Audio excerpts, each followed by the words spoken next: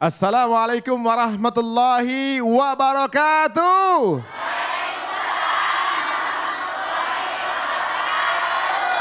Alhamdulillahirabbil alamin wassalatu wassalamu ala asrafil anbiya'i wal mursalin sayyidina Muhammadin wa alihi washabihi ajmain amma ba'du.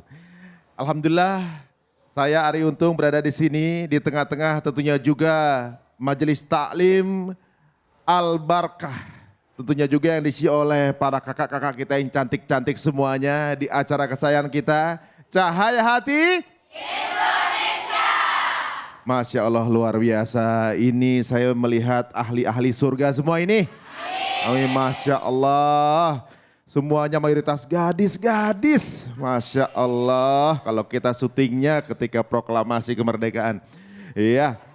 Dan sekarang ini kelihatan sekali bahwa semangat masyarakat Indonesia makin meningkat dalam mendalami ilmu agama. Dan alhamdulillah hari ini, waduh, kita kedatangan guru-guru kita yang sangat luar biasa.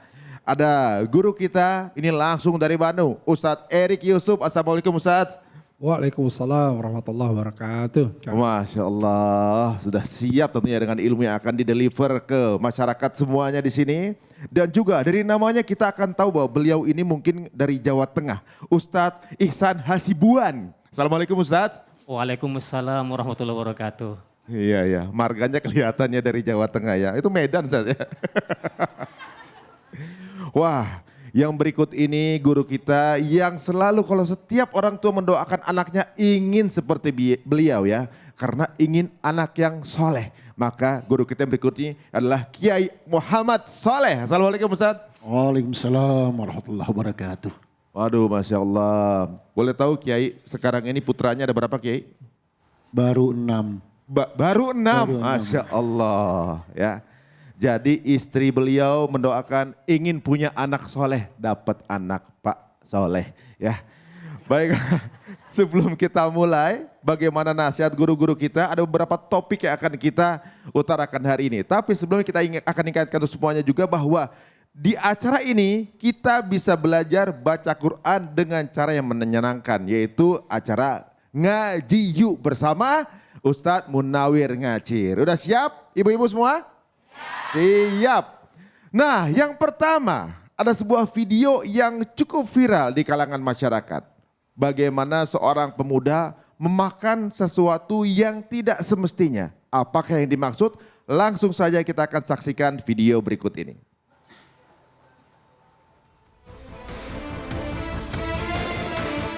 Aksi seorang pemuda warga Bengkulu Utara, Bengkulu menghebohkan jagat maya. Aksi sadisnya menyembelih seekor kucing hingga memasak dagingnya ini viral setelah dibagikan di sejumlah akun media sosial miliknya.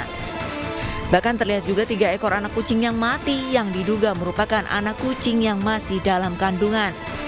Dalam akun media sosialnya, pelaku sengaja memasak kucing untuk menu sarapan.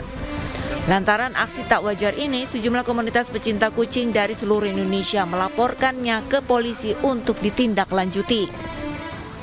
Terkait yang bersangkutan mengalami gangguan kejiwaan nanti akan kita coba lakukan pemeriksaan dan hasil pemeriksaan tersebut rekomendasinya seperti apa ada gangguan kejiwaan ataupun depresi dan lain sebagainya nanti akan kita sampaikan.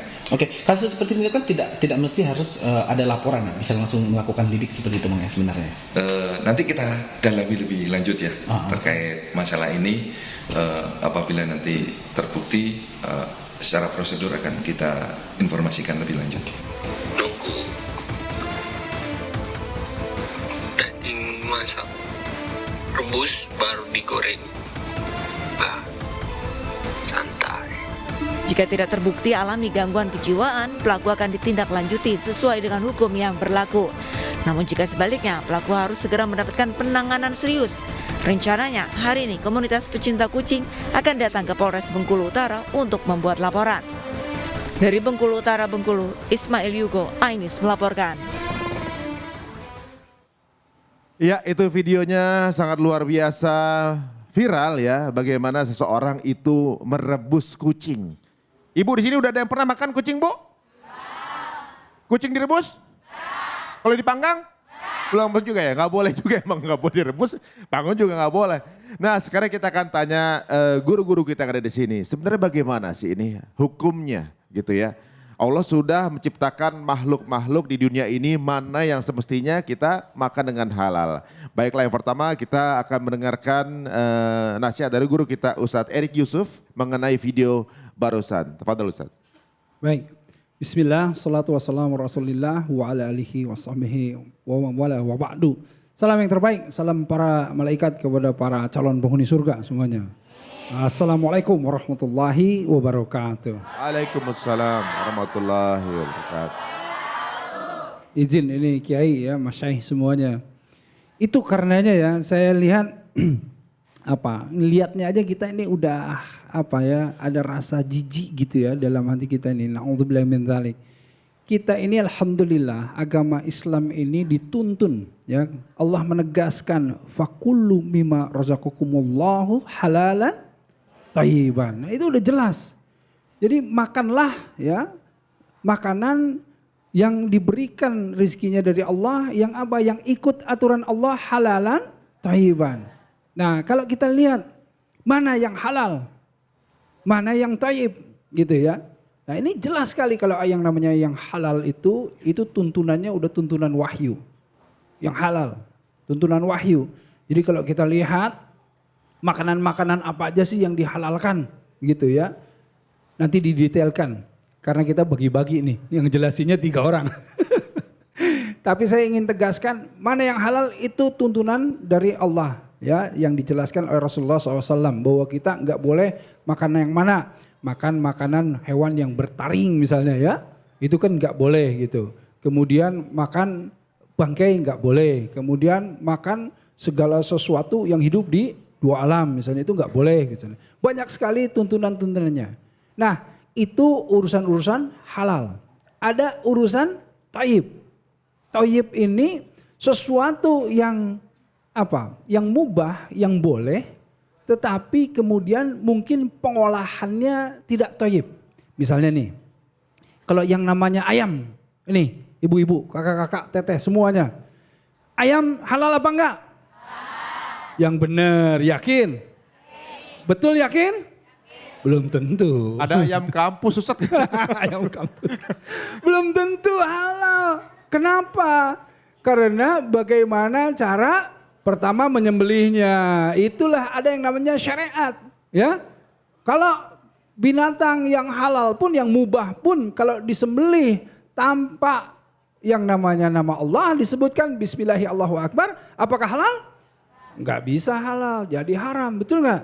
Kemudian kalau disembelih sudah dengan Bismillahirrahmanirrahim, disembelihnya udah benar. Kemudian ketika diolah, gosong tiba-tiba. Ya, itu boleh dimakan nggak? Nah itu dia nggak thayyib.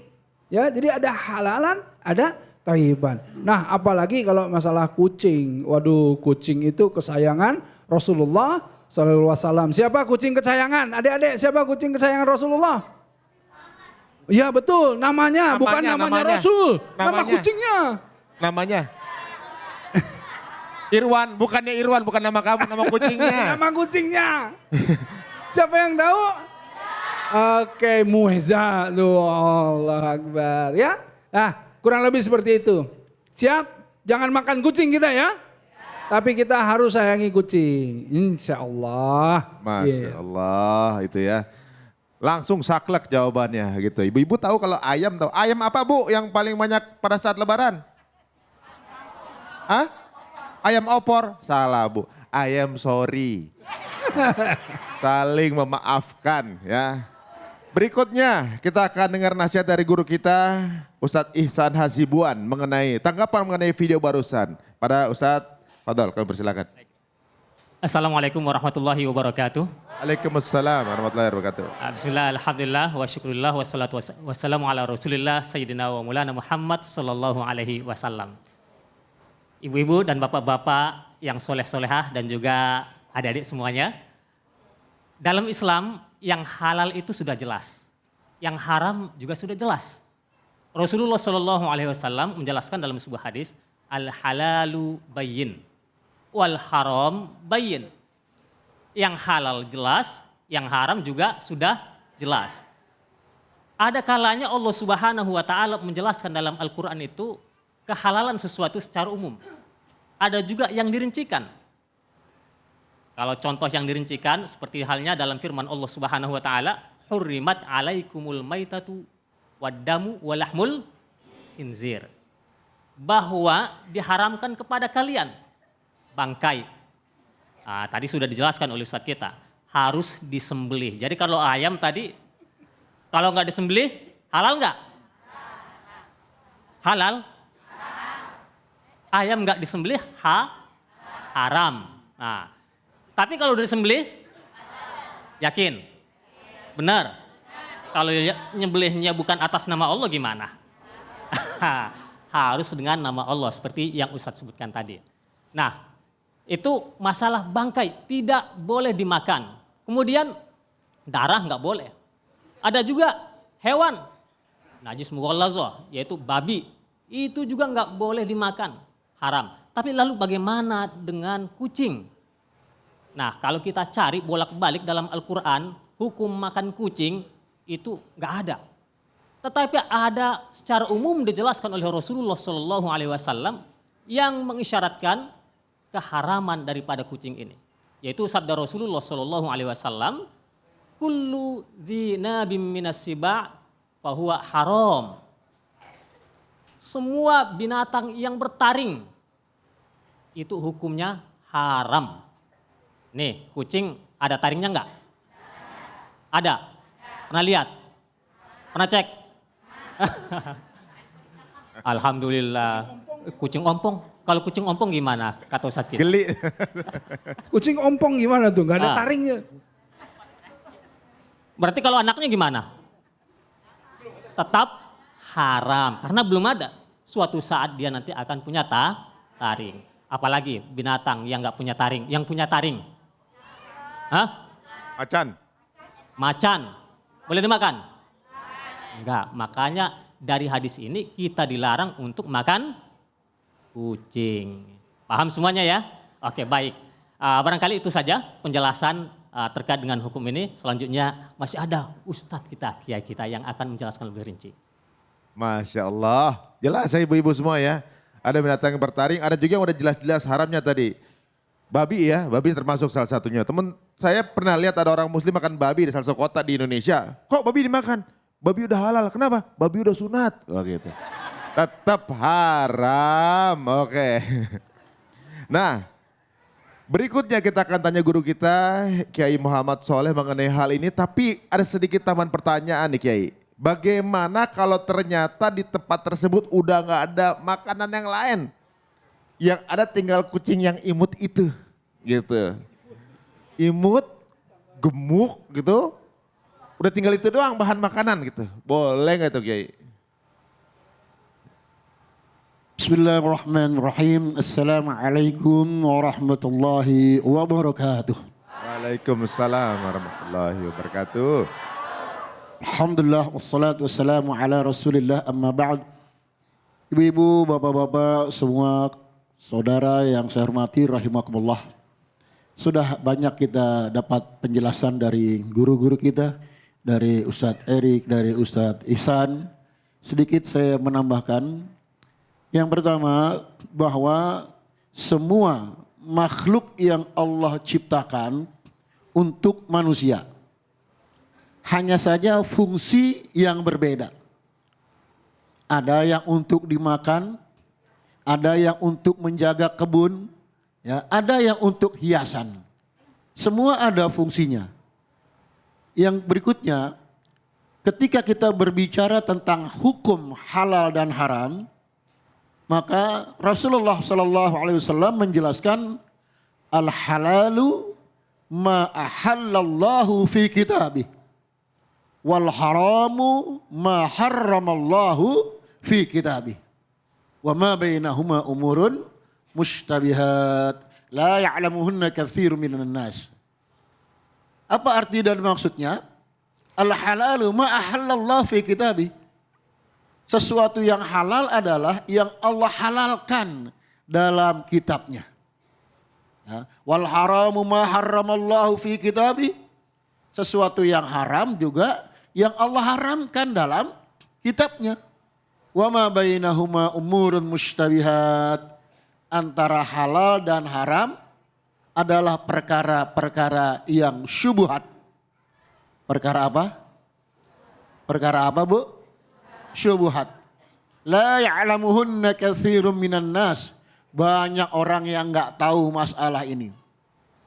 Bapak Ibu hadirin yang dirahmati Allah Subhanahu wa taala.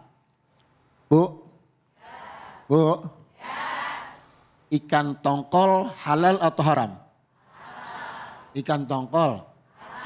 Ikan tongkol. Ikan tongkol. Tat, makin lama makin pelan jawabannya. Makin ragu. Makin ragu. Makin ragu. Padahal ibu udah bener itu jawabannya. Halal. Kenapa pertanyaan yang keempat jadi hilang jawabannya? Jangan-jangan salah jawab, dipikir gitu, Ustaz. Bingung deh Bu ya. Allahu Akbar. Bu. Bu. Ikan tongkol halal atau haram?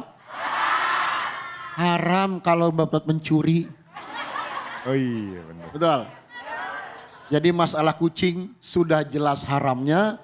Rasulullah mengharamkan daging kucing dan Rasulullah pun mengharamkan keuntungan jual beli daging kucing. Demikian, semoga bermanfaat. Assalamualaikum warahmatullahi wabarakatuh. Waalaikumsalam warahmatullahi wabarakatuh. Waduh, jelas nih dari 3 guru kita ya. Kita harus makan yang halal dan thayyib gitu ya. Walaupun ayam juga nyembelihnya harus benar. Walaupun ikan tongkol juga nggak boleh kita makannya dari mulut hiu ya. Jadi hati-hati, semuanya itu ada aturannya. Apalagi di depan kita nih, waduh, para majelis taklim yang ada di sini di daerah Lebak Bulus kalau nggak salah. Namanya majelis taklim apa, Bu? Al-Barkah. Waduh, Masya Allah. Mudah-mudahan teman-teman kita semua yang menyaksikan acara ini juga mendapatkan berkah dari Allah Subhanahu wa Ta'ala. Baiklah, jangan kemana-mana, kita akan kembali di acara kesayangan kita ini di Cahaya Hati.